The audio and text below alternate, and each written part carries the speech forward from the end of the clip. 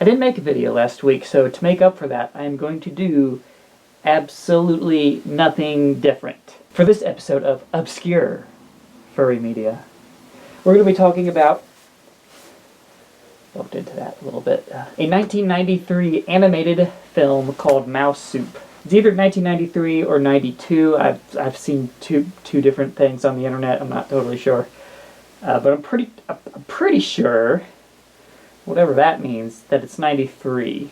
So this is a stop-motion animated film, and it is based on a children's book from 1977.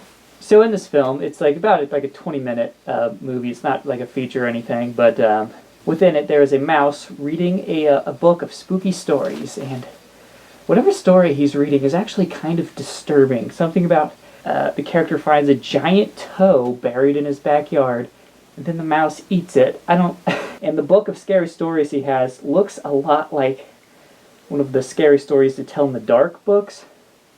Like it just has like that black and white with the red rim around it.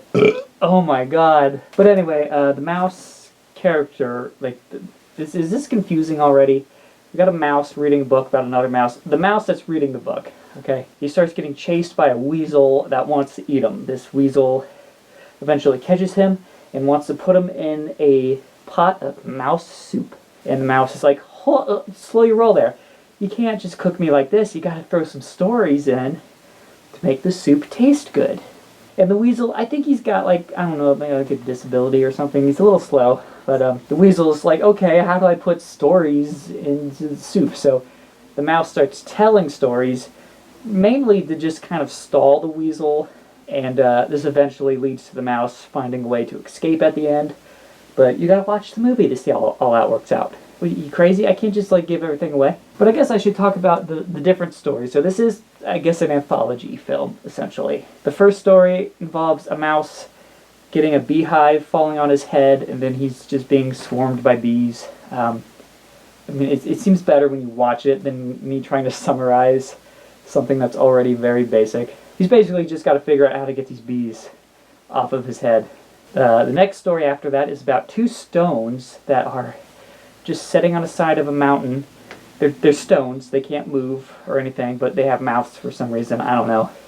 So they can talk to each other, but I don't know, they sing a song about all the different things they don't have because they're stones, like eyes, arms, legs, but it's like, why do you have a mouth then? They say they don't have brains, but it's like, how can you think and say anything? And then one of the stones is really upset because he can't see the other side of the mountain, and it's like, what am I missing out on? It's like, if you don't have a brain, you wouldn't, whatever, it's a kid's movie, who cares? So you essentially have these two sentient things that have to sit in the same spot for eternity. No hopes of any kind of death or ever seeing anything beyond what's immediately in front of them. So I guess this kid's film kind of invented basically the worst kind of hell you could think of. That's okay, it's fine, it's fun for the kids. See, the third story revolves around a bunch of crickets singing outside of some lady's house about weird, terrible things, but then saying that it's not a big deal. I guess just a very optimistic view on life kind of music. But the point is that they're kind of keeping this lady awake all night long, and it's really annoying.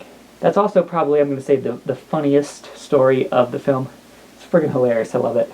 Then the last one is about some old lady that has a thorn bush growing out of her couch, and the thorn bush is, I guess, dying, and she's really bummed about that. She loves that thorn bush so much. So then they give it some water, and I don't know if there's some acid in that water or not, but things get kind of weird after that. Okay, that's kind of my quick summary of this film. It's pretty fun. I highly recommend you watch it. I might even, if I can find it, I might pick up that book version and just kind of compare and contrast, see what that's like. But yeah, the movie is a fun time. I believe the studio that did it also did the Frog and Toad shorts. So, maybe that's something else I should talk about someday. But for now, still don't really know how to end videos. I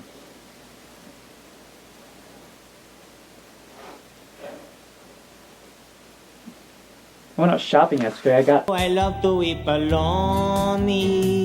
I thought it was incredible.